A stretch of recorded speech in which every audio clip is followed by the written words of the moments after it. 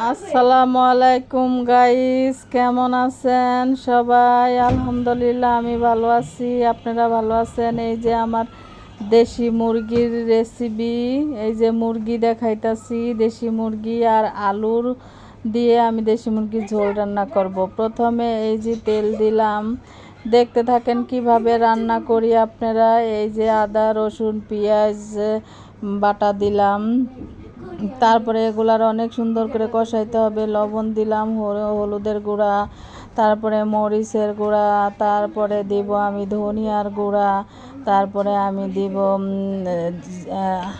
তেজপাতা, গরম মশলার ফল, সিক্রেট মশলা। দেখতে থাকেন এই যে মশলাটা কষায়, এখন আমি পানি দিয়ে দিচ্ছি।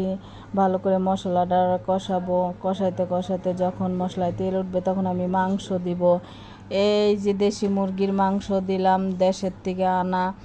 এই যে সুন্দর করে আমি এখন কষাই নিব। কষানোর পর তারপর ঢাকনা দিয়ে দিব। এই যে আমার কষানো হয়ে গেছে, দেখতে পারতেছেন ভালো করে কষানো হয়েছে। এখন আমি আলু দিব। আলু দেওয়ার পর মুরগিটা আরও ভালো করে কষাইতে হবে।